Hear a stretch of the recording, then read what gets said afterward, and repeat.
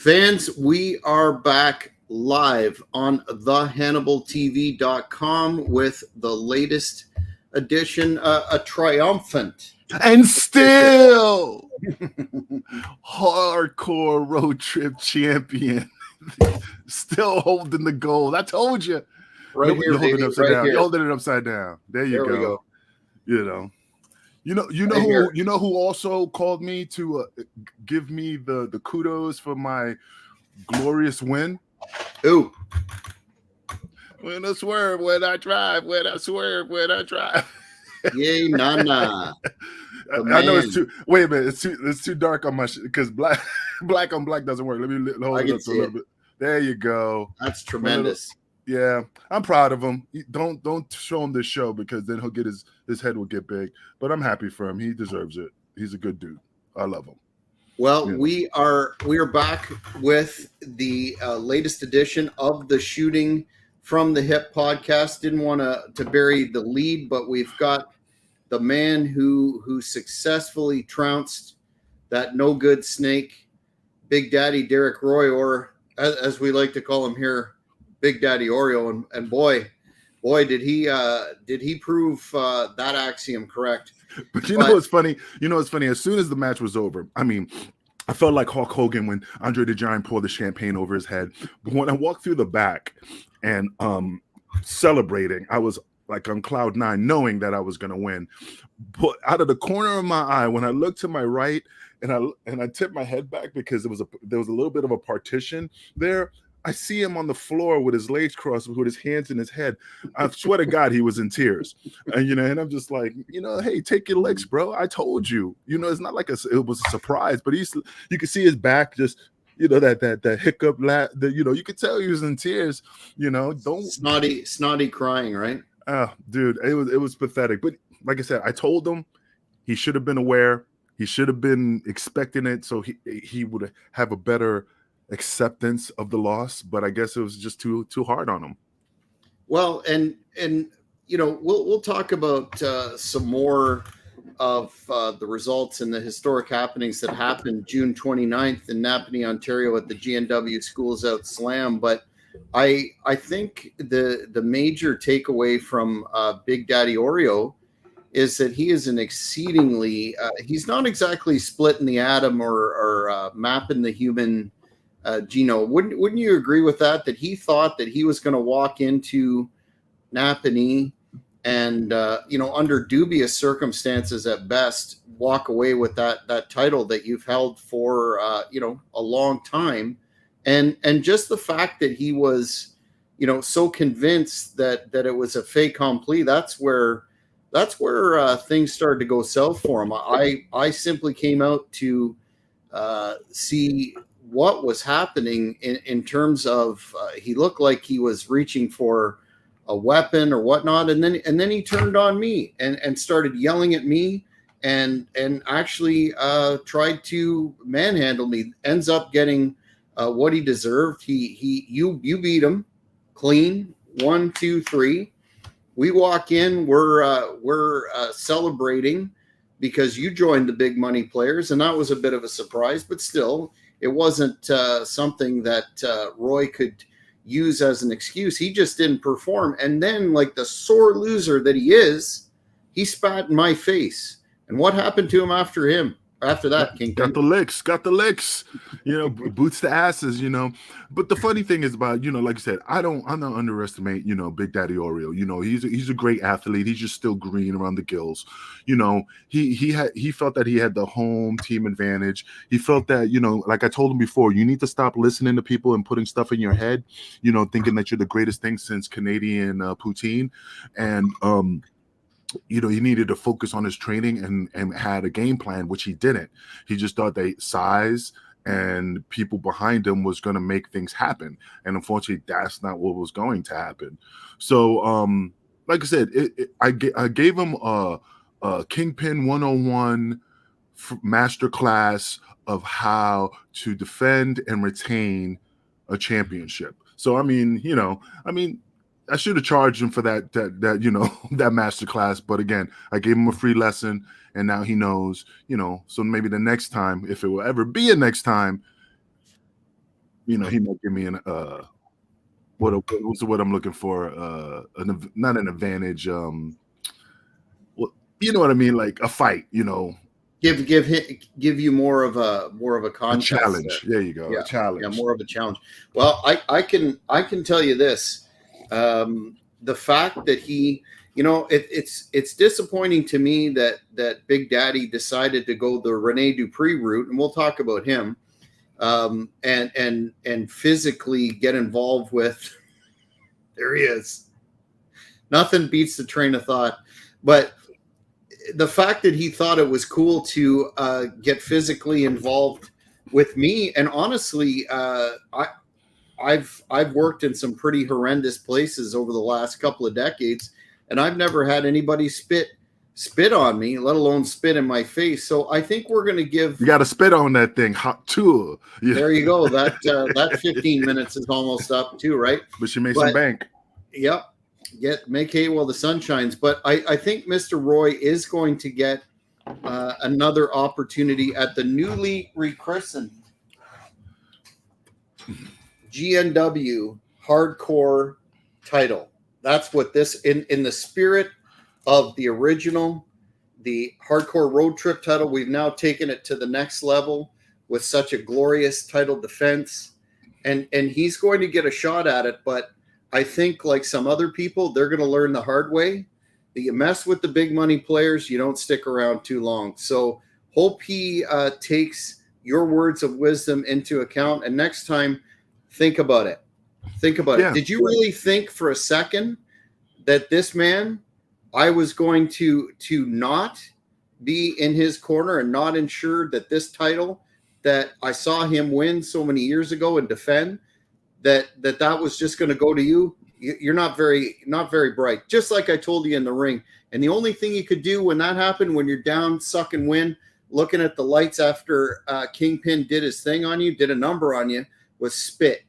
So your options in the future, you're not going to come close to this title ever again. And in fact, you're going to be, next time, I'm making a prediction that he's going out via stretcher. Yeah, and what's funny is that regardless of the show was phenomenal, the fans was great. I love Napanee, and like I said, I love Canada. Justin Trudeau called me and told me, he was proud of me. That really gave me some air in my tires. And the point is, he's a great leader. He's a great leader. He's my homie, man. Trudeau's my homie. But the thing is that I had a great time. The Planet Fitness took care of me as soon as I walked in. I mean, like I said, I cannot put over Canada. My words cannot even give it justice. You know what I mean? Everything was top notch. The hotel was top notch. The food was top notch. Like I said, that's why I love coming back, because I get treated like royalty. That's the best part about Canada. But again, back to Big Daddy Oreo. My little finger duck. I got all these little toys from fans. It's pretty cool, man. I mean, Kingpin gets a lot of gimmicks. But anyway, I'm proud. I can't wait for the next show, and I'm pretty stoked. Hey, I'm gonna be honest. What really threw me off, being from New York City, the melting pot, the mecca of diversity, of culture. I did not see. Look at what Phil's saying here to us. You guys must be heels putting over Trudeau. No, we're just wise. No, Trudeau. I'm not heels, man. Trudeau is making Canada great again. There's another Donald Trump. You know what I mean? He's just a guy who cares about his people, who wants to make everybody have money in their pockets, rent low, car payments low, housing low. When you want to buy a house. I mean, this guy is just, I'm going to give him the Triple H treatment, the King of Kings. So. Well, and that, and the fact that our economy's never been stronger, jobs are plentiful, and inflation is well under control now, thanks to his shrewd economic management. And I think Kingpin, it says a lot that he took time out of his schedule. Now, I know he was he called me before he went to Tofino, which is a very beautiful area of British Columbia. He's on vacation now, but the fact that while he was winding up business for the session, that he took time out of his day to call you and congratulate you, I think that says a lot. Yeah, but not to get off topic, back to what I was saying before I forget. Again, the way he opens his arms to bring all the migrants over to Canada to share the love of the Canadian people. I was very happy to see all the diversity in Canadian. You guys open arms, man. That's what I like about it. And I thought New York was a place where, let everybody in with love. Well, let's talk about the fact that now that you have officially, although you've been a member for a long time now, but now that you're officially part of the Big Money Players, let's talk about your stablemate and what a job the prodigy Nathan Banner did to Rene Dupree. What my goodness, he did he live up to the hype or what? What an absolute monster. And guess what happened to Rene Dupree? Exactly what I said would happen to him. Out on the ground, on the concrete, staring up at the lights, sucking wind. And what did he get? You got the boost. You got the boost to asses. But before I even get to that, Banner, a young, strong, powerful athlete. I mean, I saw things in that ring that I just did not think could be done. I mean, this guy was a monster. He was agile. He was giving Dupree a run for his money. I mean, don't get me wrong. Dupree's a great athlete. He was fighting the fight, and but he was outmatched, outskilled. Rene had the knowledge and the years of experience, but he couldn't overcome the power of Banner. He was the Incredible Hulk. I mean, I was really impressed with this young gentleman. And did you notice during your match when you were victorious and we're minding our own business, celebrating in the ring, he had to come out once again and almost take my head off with a chair shot. Fortunately, despite being a big man myself, I have some cat-like agility, and I was able to avoid that. But I still went down hard on the concrete floor, and I thought for a bit that I had sustained another injury, but no. And I found it really gratifying at the end of the night. The person that had their bell rung, who was exactly ended up the way that we said that he was going to end up, was Dupree. So there's big things ahead in Great North Wrestling for the Big Money Players, and especially looking at the possibility of you and Prodigy tagging. That's going to be that'll be a team that will stand right up there with some of the other great partners that you've had over the years. Absolutely. And the thing about, to get back to Rene, like I said, I am not knocking his wrestling ability, but you can tell that he's lost a step if he has to come in the ring swinging a chair, because he knew that Banner was going to take him out if he came in without any type of weapon. So he had to get a chair or some type of foreign object to take it to the next level, because, again, great athlete, but again, he took a step down because of his natural ability. So now he has to amp it up with a weapon. So he cleaned house. Nobody wants to get hit with a chair. No, and it just goes to show once again, Rene had to resort to using a weapon. He used my briefcase back in November at the Renfrew Reckoning, and now he just all the fans don't understand why I was referring to him as a vicious, unsportsmanlike rule breaker. Well, now you saw it. Now he's off doing whatever he's doing, but he failed to beat Mr. Banner. He didn't make Banner submit. He didn't pin him. So guess what, Rene? When and if you decide that you want a shot at that Canadian title again, held in the Big Money Player family, you're going to have to start at the bottom. You're going to have to work your way up again. And also know that this beating that you got at the end of that match, when you were obviously in very, very close proximity of a humiliating loss against Mr. Banner, that's only the tip of the iceberg. And if you want more, I got Kingpin and I got Banner, the Prodigy, on my side. So good luck. Yeah, I'm pretty excited for the next show coming up. I heard a lot of rumors. Again, I'm not part of the the booking department, but I heard rumors that Banner's coming back. Maybe Renee, because again, he might not, but again, hopefully he does come back so we could put boost asses again to him to just prove once again that he doesn't have it. But again, I'm not knocking he's not talented. It's just, I believe in my team, and I think we could overcome anything that Renee throws at us. Well, the interesting part, I don't know if you saw after Hannibal, the Blood Hunters 3-on-1, and what an impressive match that was for an individual that was on the shelf having his first match since May. He totally dispatched the Holy Trinity and just showed that, there's a lot of gas left in that tank. But for the Blood Hunter? The Blood Hunter. Or as you call them, the blood sausage, which popped me. It's interesting that he decided that he's going to become, once again, the sheriff, if you will, the lawman of Great North Wrestling, and he challenged the big money players after the show. Did you happen to see that interview? Well, no, I didn't get to see the interview, but it's funny that you're talking about the Blood Hunter.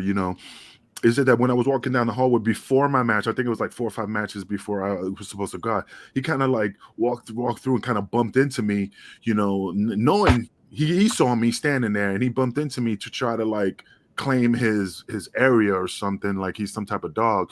But the point is, he bumps into me, and I'm like, bro, I'm not Lanny Poffo. You're not going to come in here and slap or try to choke me out. I will knock that mask right off you. But I was too focused on my match with Big Daddy Oreo. I didn't want to, approach that. It's too much on my plate at that moment.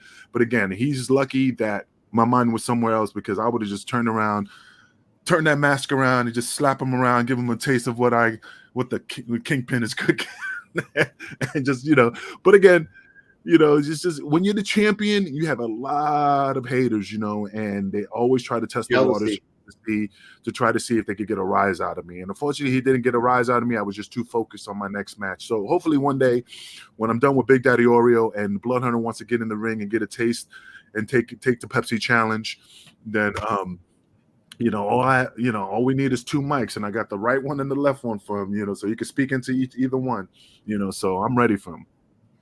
Well, I'm not going to lie. I have a lot of respect, obviously, for Hannibal being the father of Great North Wrestling and all that he's accomplished in his career. But it would be a mistake, and he's going to get a pass this time, but it would be a mistake if he were to cross the big money players, because it could be a case of biting off more than you can chew. But we'll have to see how that plays transpires, out in the months to come. We're working on several things. Great North Wrestling is several new dates, venues. So fans, if you haven't already, make sure you like this video, subscribe to the HannibalTV.com, and you'll be able to stay on top of all of the developments that we have forthcoming for Great North Wrestling. But it's been nice for a few weeks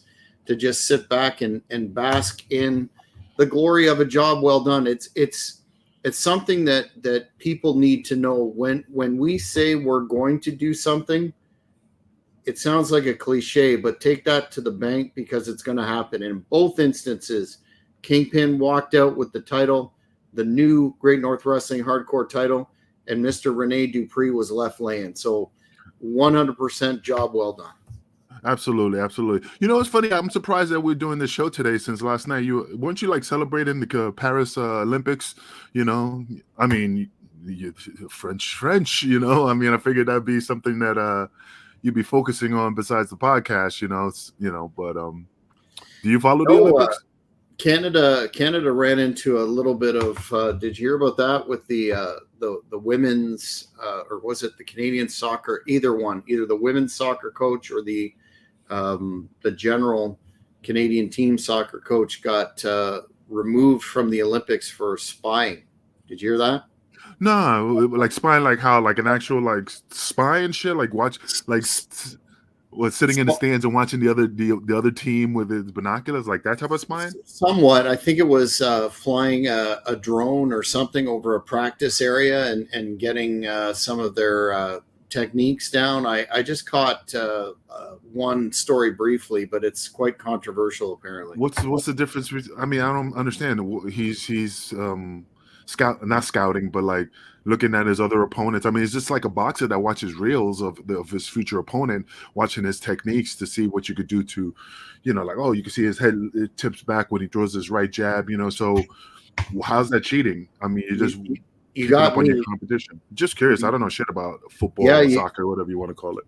Maybe there's rules of engagement around closed practices or something. But anyway, that's what happened, and the rest of it I haven't really been on top of. Honestly, in terms of the Olympics, I prefer the Winter Olympics myself.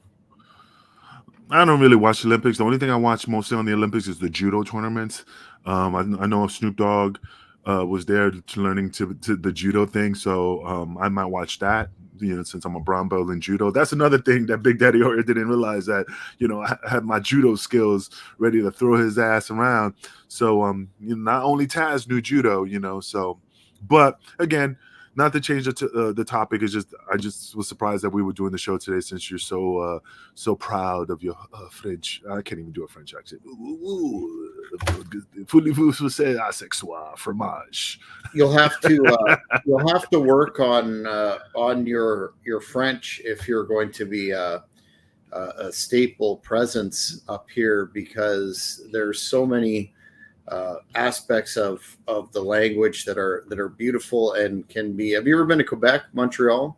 No, I've never been to Quebec. I've never been to. I mean, I've been to Toronto, but only been passing. We didn't go hang out over there. So, like I said, London, Napanee, and whatever town we be driving through. But we haven't really painted the town red, if you say, to enjoy the nightlife of Canada. Well, we may look into a show in Montreal, and then you can have an opportunity to practice those skills. So get on one of those apps or something like that. I'd like to do that for Spanish. Me too. No, but yeah, I mean, like I said, I failed French, man. I told you I was in junior high school. I forgot the teacher's name, but oh my God, I was horrible. And then the worst thing is that, when you come in here, all you had, what she said, like, you only speak French. Yes. You couldn't speak English. You had to speak French. And I was like, all I knew is les plumes. Yeah. That's all. I was too focused on fucking around, and all I knew is one word, Miss Couchel. That was her name. Couchel. Oh, nice. Yeah. It's hard to learn French unless you're right when you're in school. You start it, which is what happens here. And people, I think, for primary school anyway, get it for every year, and then you have to have a couple of credits in high school. But other than that, it's that's the number one language. Not number one language. Like here, everybody takes a Spanish class. Like over there is French class. Mm-hmm. Yeah. Okay. Because it's one of the two official languages. I'm surprised it's not Hindi, because you got all those, a bunch of people from India and stuff over there. So maybe someday that will be a definite situation, because we're definitely expanding that population as well. I wanted, though, to talk about today with you a current topic in the larger world of professional wrestling, and that is the situation with Cody Rhodes and his undisputed WWE Heavyweight Championship run thus far. There's a lot of critics talking about it and referring to it as lackluster and not the run that they would hope in terms of entertainment value. And I'm not saying I fall into that category per se, but if you do a little bit of research on social media, there's a lot of people talking about it. What did you think before we get into that aspect of it, what did you think when he won at WrestleMania? Was that the right call, or was Roman Reigns? There's still more gas in that tank as champ. Well, I mean, I know Roman Reigns needed a break. You know, the guy's been going full tilt, you know, since the day he won that championship. Yeah, he took some time off periodically. But, I mean, Cody, I mean, he earned it. You know, the guy's been in the business for quite some time. Um, you know, he needed to get out of the shadow of his dad, which is hard, you know, when your dad's a legend, you know, like a Ric Flair or Orton or Rhodes, you know, you have to try to fight your way out of that shadow, which you are proud to be associated with the, you know, with your lineage. But the thing is, you just want to, you know, carve your own path, you know, to say, you know, you kind of separate the two, you know, knowing that you guys are related, but you're still two different individuals setting different goals. So, I mean, like Bill Dundee and his son from PG-13, I forgot his name, but Wolfie D, I think it's Wolfie D, but don't quote me on it. JC Ice. I think it's JC Ice. But again, you know, I didn't know that was his dad. I mean, great tag team, great matches until one day I found out that was his father. So it gives it something great. I remember seeing Angel in ECW. Does he have any memories of Worcester? I always have great memories, man. Those towns, like I said, fans always treated me with the utmost respect. I enjoy going to towns and meeting fans, and I had some great memories over there. Great people. It was just you know, it's just a good place. I never had a bad experience, you know, in every town.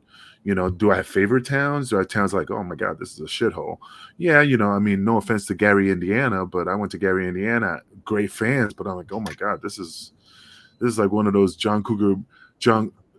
no, it was the Billy Joe songs, you know, and you know, Allentown, or you know, John Cougar Mellencamp, you know, born in a small town, you know, it's like really rugged and iron workers and stuff, but nothing bad, just good experiences, bad those type of experiences, like great neighborhoods or great people. But yeah, Worcester was a good place, man. Good fans, great, you know, had a good time. You know, I enjoy talking to people. So back to Cody, you thought that him finally finishing his story, and we can talk about how that you know, the situation with his dad probably wasn't accurate, but from his own perspective, he finished the story. You thought that was the right move to make under the circumstances with Roman wanting time off, et cetera, et cetera. No, absolutely, man. Roman, you know, I think Cody, it was time for Cody to shine. It was Cody's turn. And I mean, I haven't been watching it. I just catch clips of him, you know, in the ring. Fans are enjoying him. So, I mean, is he getting the massive push? No, but I mean, look how long it took Roman Reigns to get where he's at. You know how many times he was booed. This is my yard. I'm the dog, and people shitting on him from fucking what 2-3 years. And even Vince was, yeah, and Vince was like, no, we're gonna keep reinventing them. Nothing crazy, just working different ways of, you know, turning that knob, you know. So tuning in onto the right frequency, you might say. So I mean, once they got the bloodline going, I mean, it just took off, you know. So same thing with Cody, man. He's doing great. Is he getting the fans' response like other superstars? No, not really. But again, if you give him the opportunity, you just let him keep going. It's just going to click, and it's going to be like a John Cena, Hulk Hogan type of experience. Well, here's what you know, some of the critics are saying is hurting his run, and some have gone so far, and I'm thinking of Sean Morley, Val Venus, who's got a very entertaining X account. He said that Cody Rhodes was the most boring champion in the history of that the history of the company, and talked a lot about his promos are starting to, you know, become very generic, lack fire, lack any creativity. Basically, you've heard one of them on this run, and you've heard them all. How would you respond to the critics that are saying Cody Rhodes is too boring both in his presentation and his promos? Just got to give him a chance, I mean, yeah, he's been in the business for quite a while. He's been doing it for quite some time, but right now, this is the first time he ever done something, not saying on his own, but now that he has to make himself the man philosophy, he has to find that little niche, that goes, oh, this is who I am. This is, the path I need to go. And yeah, maybe he's a little bit of vanilla, but let him. It'll come in time, man. If it doesn't, then that's not what it is. But you just give him the opportunity. I think he's going to be fine. Well, from where I sit, he's also before we go, not knocking Val Venus, but when I was younger, watching his "Hello, ladies," that was not authentic. That was kind of boring at the time. So, I mean, that didn't sound like being genuine. It's like me talking right now. This is being genuine. This is who I am. This is how I speak. Or I could be like, brother, when I get in the ring and I grab you and I pick you over my head and slam you, that's not me. I'm not being authentic. So Cody has to find that happy medium to be who he is and want the fans to amp it up for the fans. John, they always told me that your character is an extension of who you are. So that's what you got to do. You have to take who you are and just dial it up a little bit more. That's all he has to do. Well, he cuts really a traditional, babyface champion promo. Is he overly charismatic like The Rock or Austin or some of the, no, but those are once in a lifetime talent. So yeah, but how long did The Rock not an unfair? How long did it take The Rock to get to that? His electrifying promos. If you look at the old ones, I mean, I'm not saying it was a drizzling shits, but it took him time to find it. Mm-hmm. The Rocky Maivia character for sure. So yeah. I don't necessarily concur that his promos are bad. They're just what they are for a babyface champion, a more traditional babyface champion. Which brings me to the next criticism. A lot of folks are saying, Cody doesn't have the aura of some of his contemporaries in terms of his character, again, is vanilla, straight ahead, not very entertaining. And when he's in the ring with, say, Roman or Rock, again, perhaps not the most fair examples, but his general character is not on a main event level compared to some of these others. And he's basically, I saw the term glorified mid-carder. Yeah. I mean, I keep repeating myself. The guy is just getting his feet wet. He looks great. Body's great. Gimmick's great. He just needs to just focus on his, promos. That's it. I mean, like I said, but they ain't bad. It's just, everybody can shit on him, but they're not the ones, grabbing the mic. I bet you they can't do it the way, he can. So just give him an opportunity. Give him a chance. I mean, he just recently won the title at WrestleMania. Now he just has to get his the tread on his vehicle going. That's all. Well, in something, a couple of areas that are external and not really his accountability at all.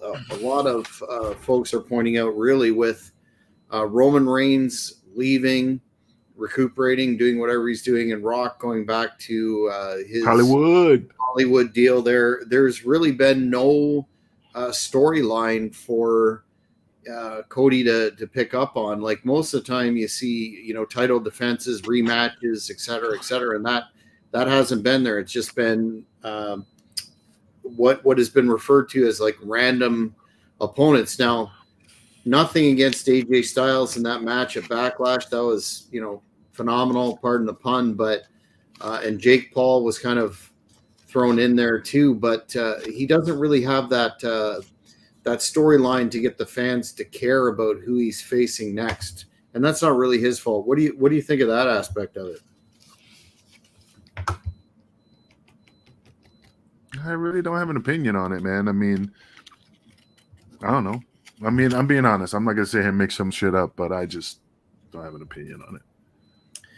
Well, it's something that again, he in the past there's a series of rematches. It carries you to segue into another program, another feud, and that just hasn't been there for him so far. So I think that might be a legitimate reason why some of the problems that are supposed problems, which we'll talk about in a minute, are happening in terms of ratings, etc. But the other aspect of it is everybody it seems to be focused on the bloodline, the new bloodline storyline, and that's overshadowing Cody's reign. Have you kept up with, Haku's son and Jacob Fatu getting involved in the ascension of Solo Sikoa? That seems to be what everybody's talking about still. I don't know, man. I think this bloodline situation, again, not knocking it. It just reminds me of the red and black and the white and black. It doesn't give me any type like this is new shit. I mean, I just think they should have done some type of like angle. Perfect example. The way my mind works is that after WrestleMania, Roman, they could have cut a segment where Roman was in the office, and done an angle where they not kicked Roman out, but just beat him to a pulp, and then he leaves, and then he takes over but they could make it seem like what happened to Roman, he got attacked, he got hurt, almost like the Triple H and Shawn Michaels, where Shawn Michaels got beat up, and then in the video Shawn was all beat up, and then he's like, well, I got the camera footage and I found out who it was, and it was Triple H that beat the shit out of him. Do some type of shit like that where it's like a mystery, and when you're trying to find who done it, and then Solo would have came in and said, hey, Roman wants me to take over, he has faith in me to lead the bloodline, and I'm gonna bring in my crew.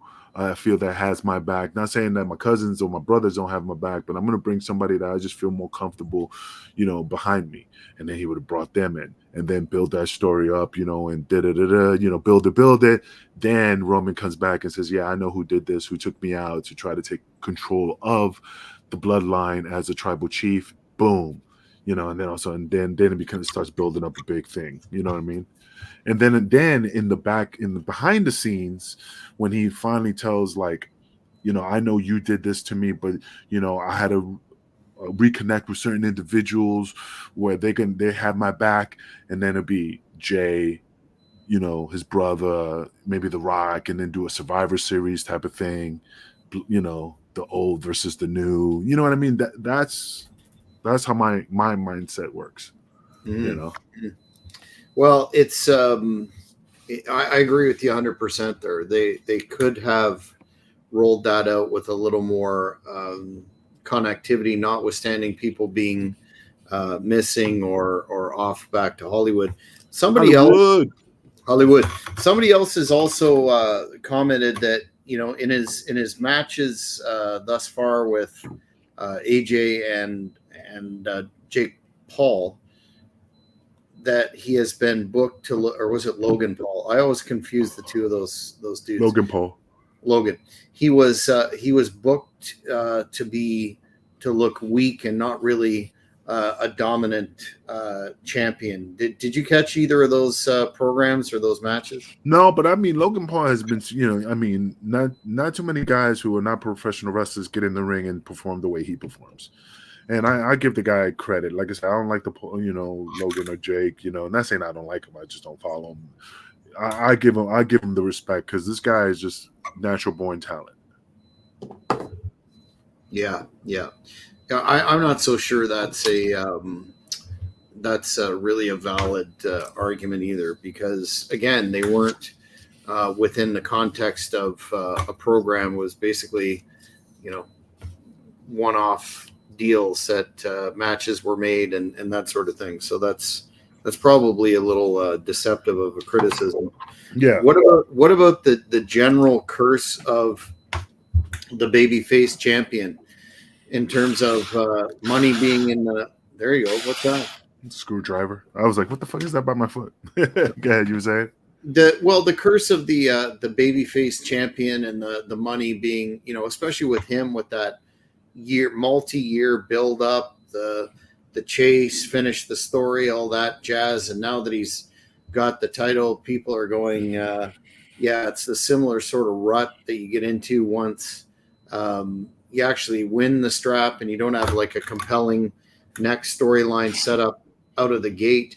That seems to be something that's impacted Cody too, about the money in the chase. What do you think about that? Or do you think that a babyface champion can, in the modern era, not Hogan, not Austin, that sort of deal, but in the modern era, do you think a babyface can be a successful long-term world champion company holder?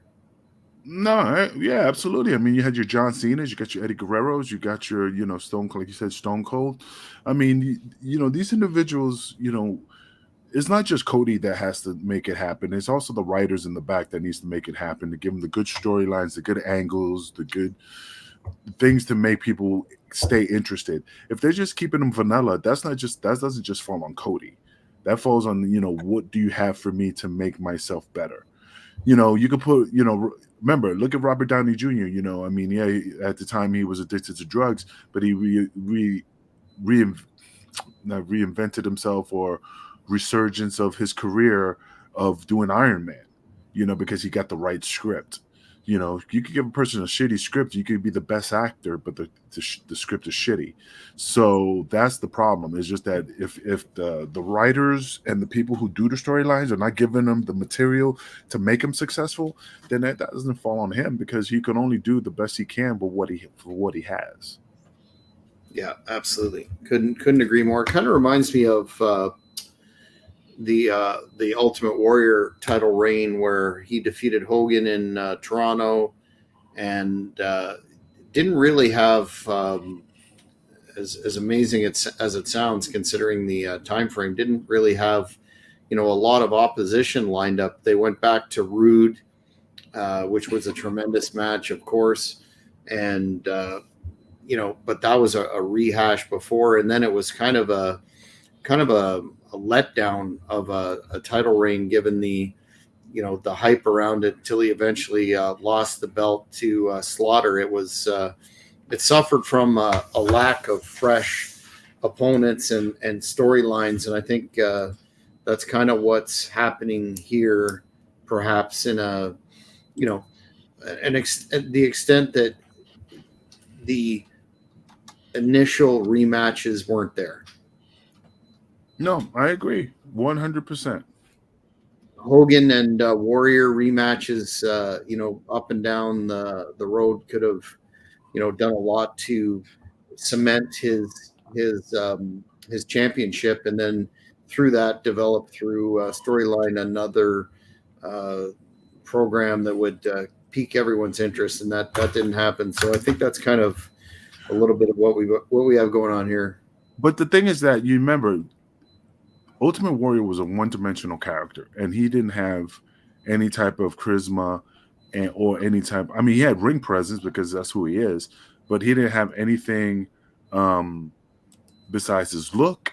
And like I said, he was one-dimensional, run into the ring, run around the ring, back and forth, clothesline. Cartoon guy.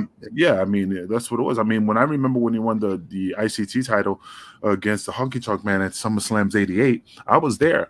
And all he did was, Chunky Tonk, hey, whatever, whoever's going to come out, I'll beat him. And then he came in, ran back and forth, clothesline, big splash, wins the title.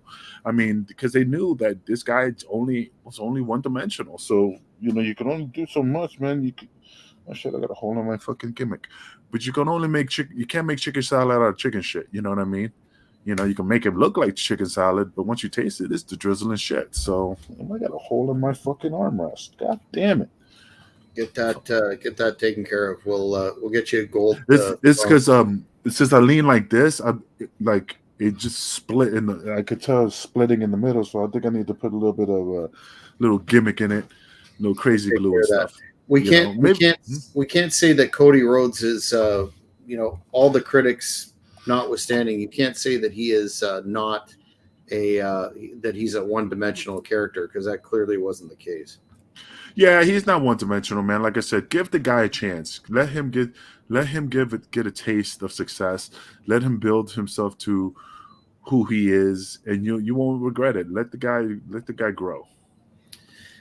Which becomes the salient question at the moment, with ratings dipping in June below 2 million. Some are saying, okay, well, this is where the hemorrhaging really starts, and he needs to lose, or it would be best to lose to Solo at SummerSlam, and then do the whole chase again. Do you think that would be a mistake to pull the belt off him so soon?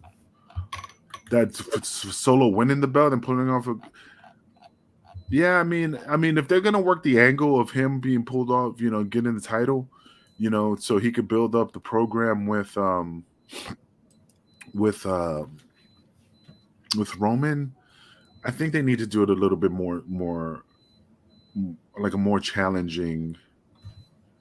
Like I said, it's just too like, okay, he's gonna lose. You got to do it something. I can't picture it, but when is Starcade? They don't run Starcade. Well, they have that, or they do occasionally in December have a. Sorry, not Starcade. War Game. War Games. Yeah, that was an NXT deal. I don't think they've had it on the main roster yet. No, I'm just trying to think of something like you want to build the steam. You want to build, if he's gonna win the title, you got to give it some type of like, oh shit factor, and then Roman comes out, and stuff, and it's just something that needs to be worked on to make it successful. Well, I think it would be premature to do that, and I think the people that are pointing out, oh my goodness, the ratings are falling, et cetera, it's that usual jump in the gun sort of thing. Look at speaking of Nana, look at the run of Swerve in AEW. Same deal. Really hasn't. There you go. There he is. How much did that set you back? This piece of shit cost me fucking $60. This fucking. Oh, I could have got a Tootsie Roll and stuck it on a piece of wood and just put some like Tic Tacs for eyes. The hat's cool though.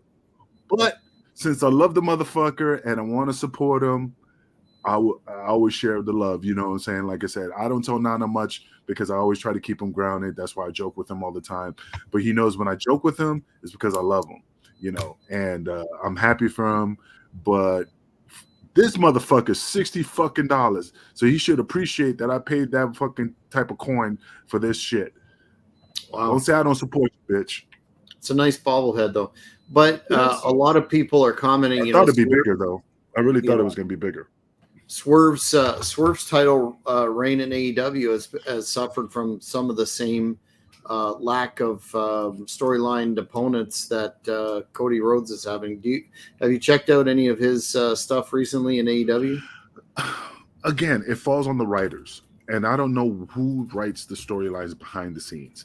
Tony Khan. So you're only as good as your writers. So I mean, Swerve is a hell of an athlete.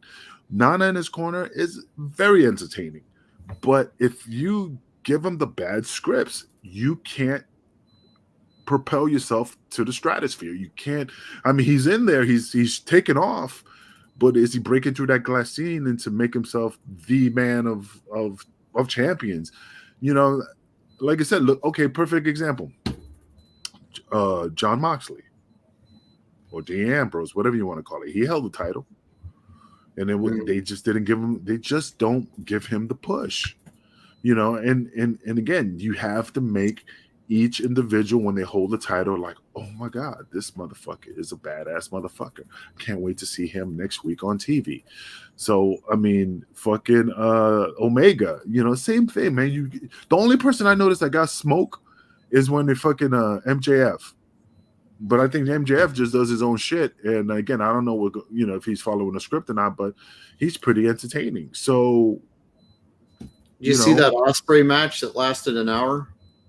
Yeah, I saw a little bit of it. Yeah. I mean, but again, it falls on the writers, man. If you want Swerve to be the best of the best, which he is, I'm just saying, but you need to give him better storylines, make it more entertaining, and I think he would just be like one of the top stars.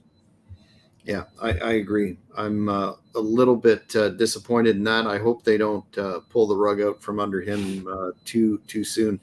One of the aspects of this that folks are talking about online is Cody will make a magnificent heel and be much more interesting as a heel. So if he drops the belt and then eventually does the turn somehow, that would make for tremendous business. Do you see him as an effective heel? Because I'll tell you personally, I don't.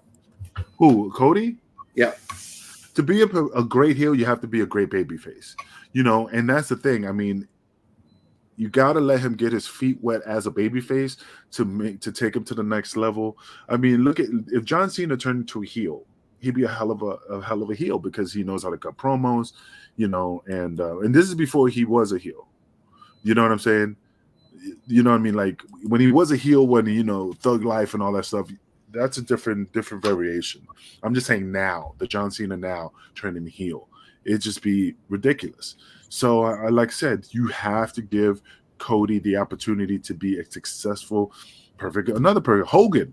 When the fucking Hogan, Hulkamania was dying, and it just took that leg drop on Macho Man, and all of a sudden he became, if it wasn't for Hulk Hogan, that's right, half of you be pumping, if it wasn't for Hulk Hogan, all this stuff. Mm-hmm. That was a great promo.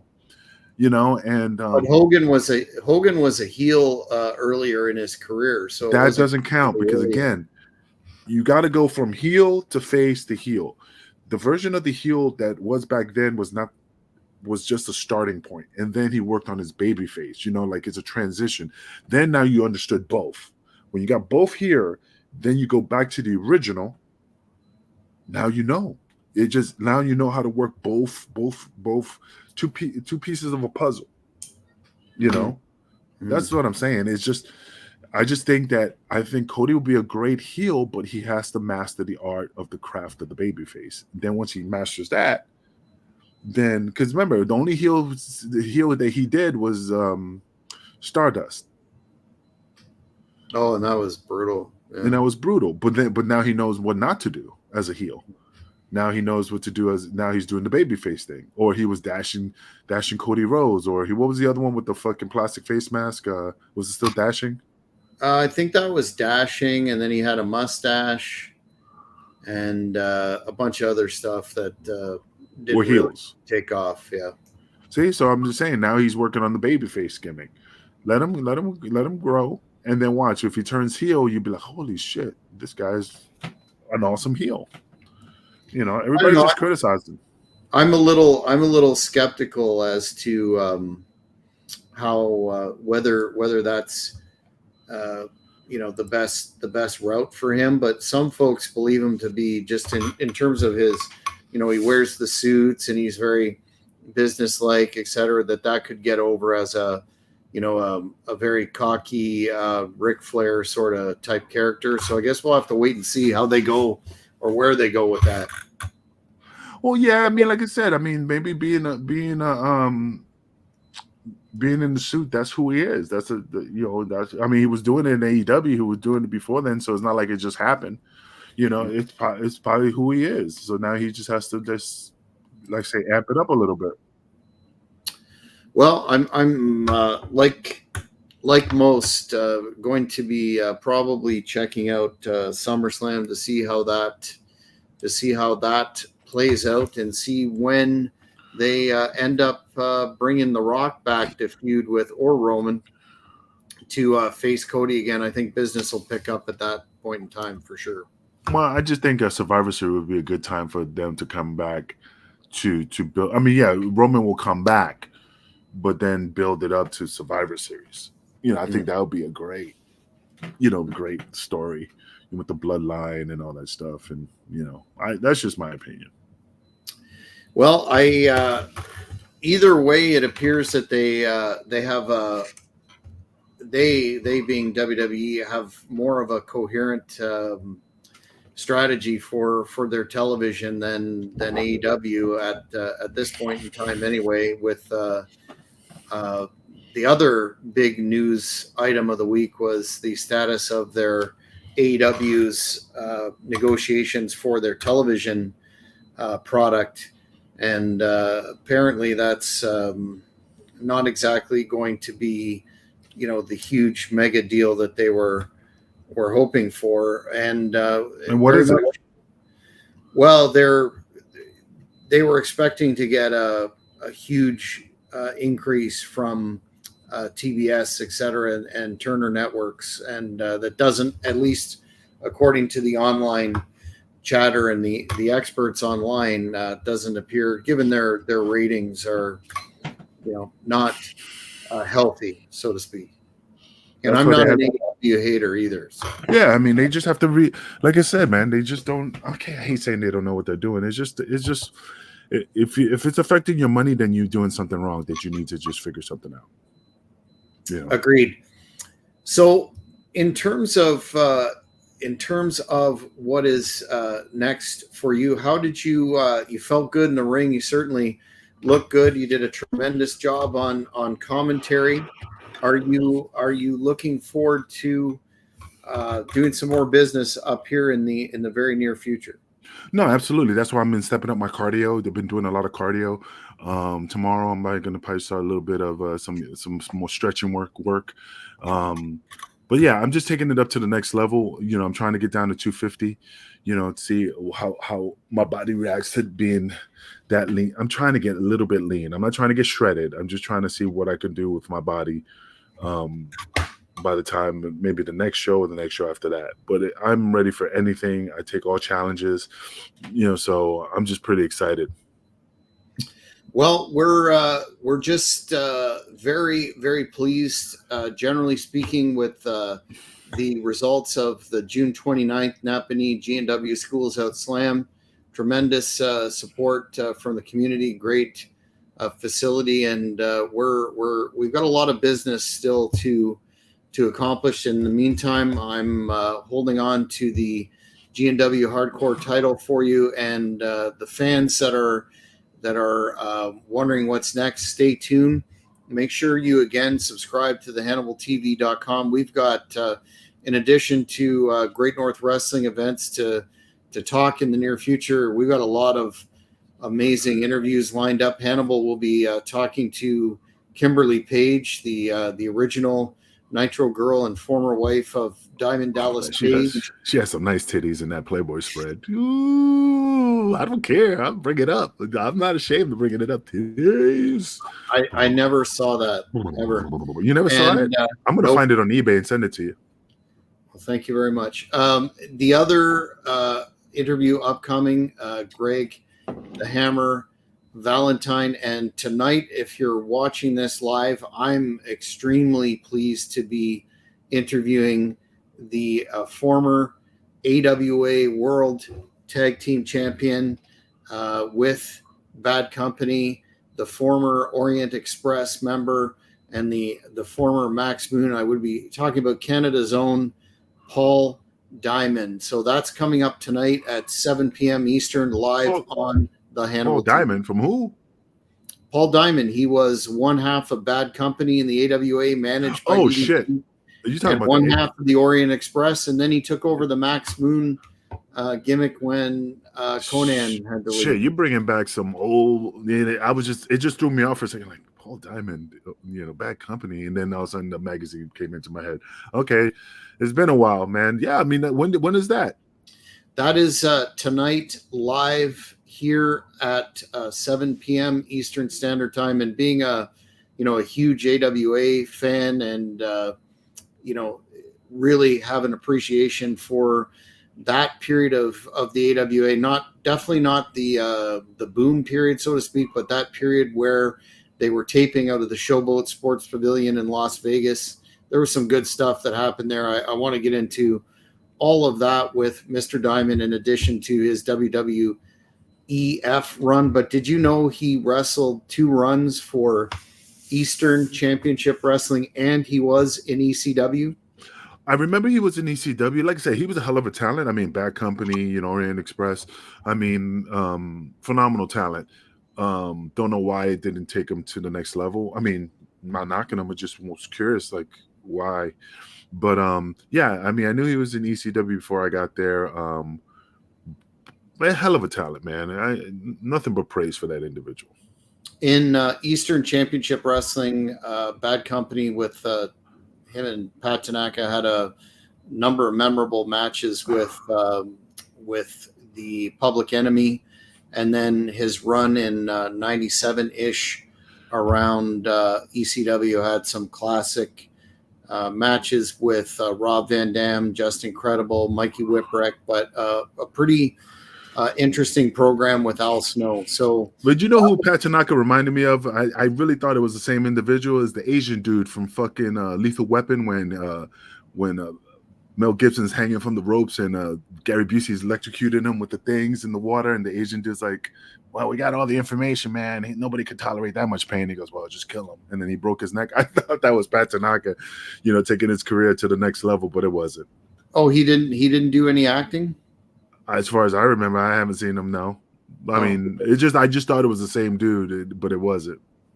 Pat Tanaka had an extensive career. I think he just recently, within the last few years, stopped wrestling, or maybe still be doing the odd booking. So, yeah, in my opinion, a very underrated, exciting team as Bad Company, and also the iteration of the Orient Express when Diamond returned under the mask. So that's going to be a really interesting interview, one for the fans to catch. Absolutely. But before we wrap her up for today, Kingpin, I'm going to give you your final thoughts and anything that you want to say to that sad former challenger for this title, Big Daddy Oreo, and seeing him in the ring again.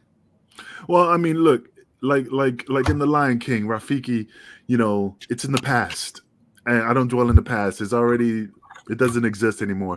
If Big Daddy Oreo wants to take it to the next level, if he really wants to get a chance to redeem himself, then all he has to do is just ask, bro. I mean, ask in a polite way, maybe on one knee, because the thing is that I told him what I was going to do.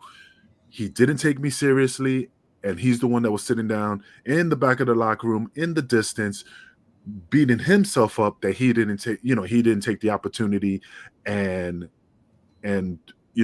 mastered or achieved his goal to be the champion.